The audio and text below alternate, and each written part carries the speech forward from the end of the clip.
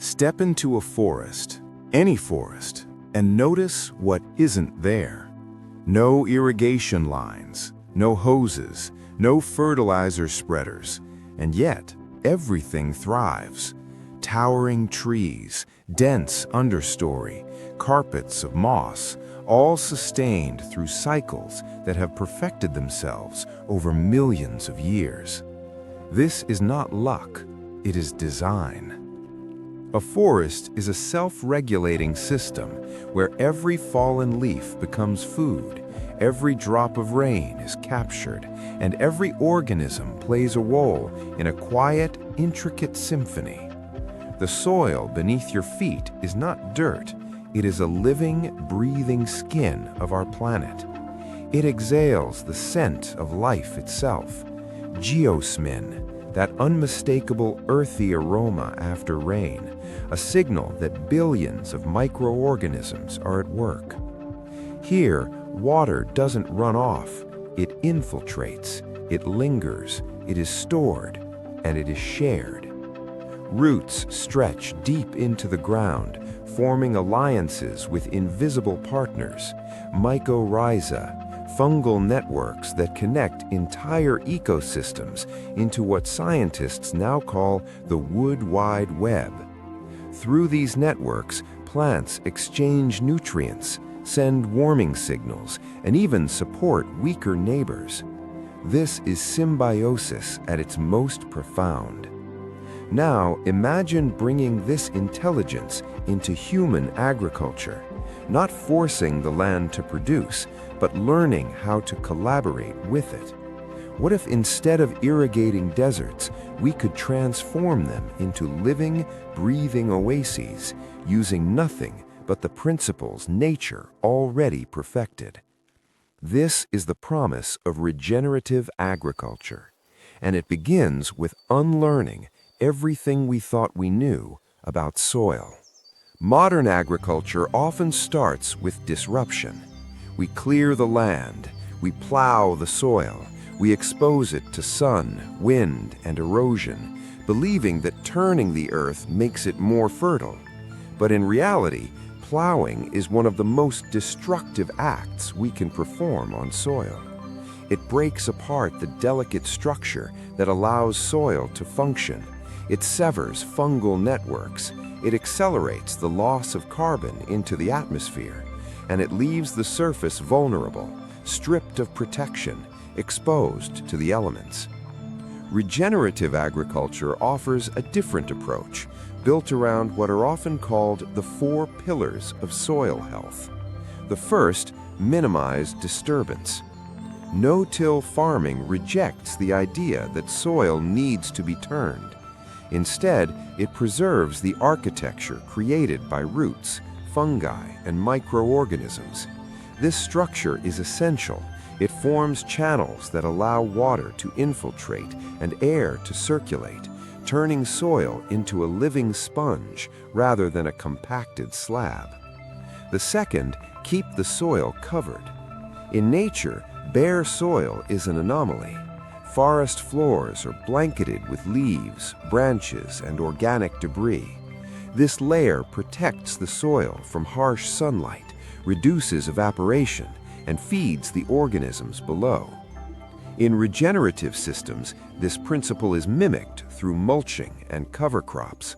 Straw, wood chips, or living plants create a protective skin over the earth, moderating temperature and locking in moisture.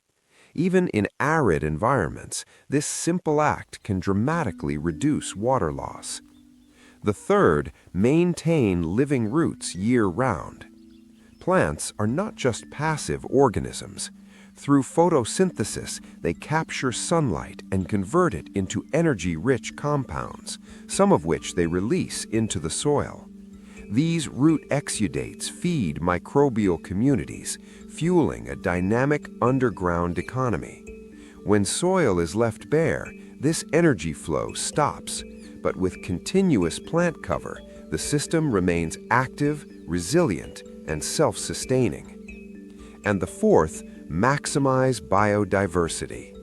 Monocultures simplify ecosystems, making them fragile. Diversity, on the other hand, creates stability. Different plants contribute different nutrients, support different microbes, and occupy different niches. Together, these four pillars, no disturbance, permanent cover, living roots, and biodiversity, transform soil from an inert medium into a dynamic system capable of supporting life with minimal external inputs. But the real magic lies beneath the surface.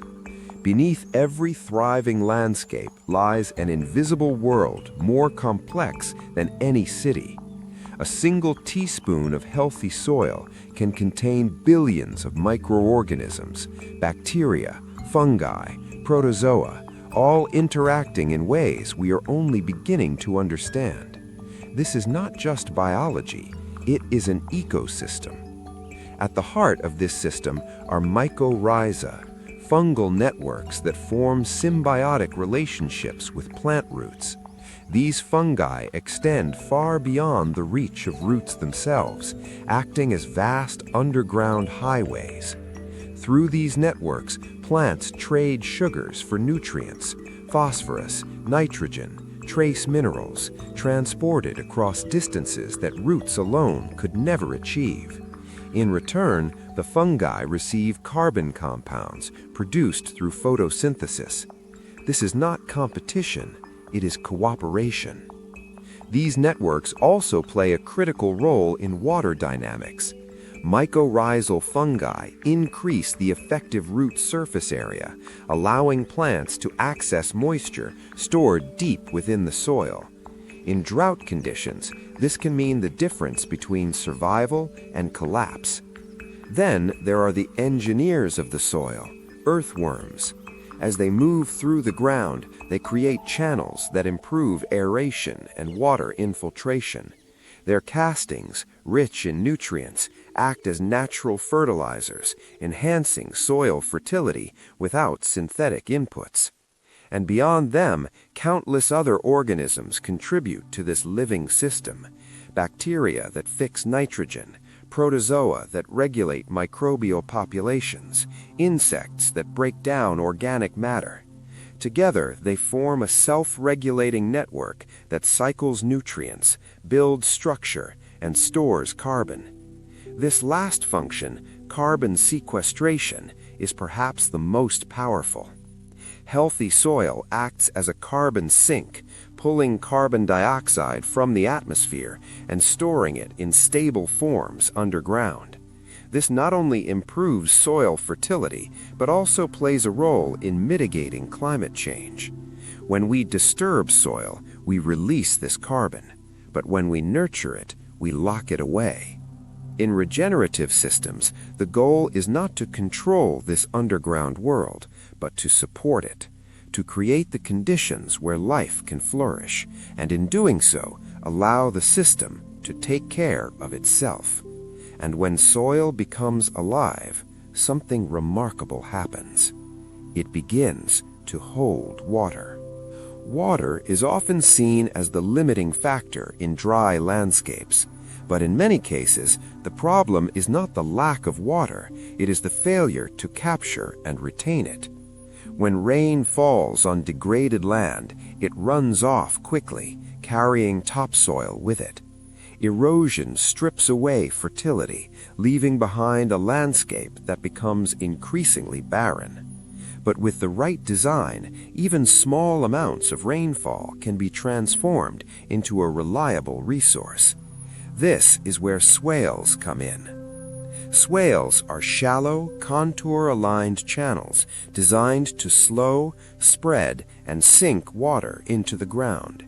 Instead of allowing rain to rush downhill, swales intercept it, giving it time to infiltrate. Over time, this simple intervention can rehydrate entire landscapes. Water stored in the soil becomes available to plants long after the rain has stopped. Combined with mulching and living roots, evaporation is minimized and moisture is retained. But regenerative systems go even further. They harness not just rainfall, but atmospheric moisture. Through careful plant selection and soil management, it is possible to capture dew, tiny amounts of water that condense on surfaces during cool nights. In healthy ecosystems, this moisture is absorbed into the soil, contributing to the overall water balance. And as soil organic matter increases, its ability to hold water dramatically improves. Think of healthy soil as a sponge. For every 1% increase in organic matter, soil can hold tens of thousands of additional liters of water per hectare. This transforms how landscapes respond to drought. Instead of drying out quickly, they retain moisture, supporting plant life through extended dry periods. Swales, living soil, and plant cover work together to create a feedback loop. More water leads to more plant growth. More plants lead to more organic matter.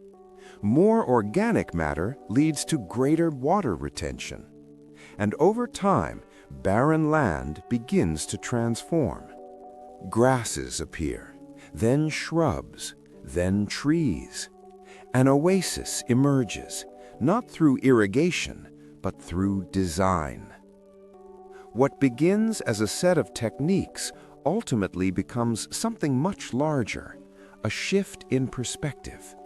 Instead of viewing land as a resource to be exploited, regenerative agriculture invites us to see it as a partner, a living system with its own intelligence, capable of healing itself when given the right conditions. By mimicking the structure and function of forests, we can create agricultural systems that are not only productive, but resilient. Systems that store carbon rather than emit it. Systems that conserve water rather than waste it. Systems that support biodiversity rather than diminish it. This is not a distant vision. It is already happening in farms, gardens, and degraded landscapes around the world. Places where soil once lay barren are being transformed into thriving ecosystems. Where erosion once dominated, life now takes root. And perhaps most importantly, these systems do not depend on constant inputs. They become self-sustaining, much like the forests that inspired them.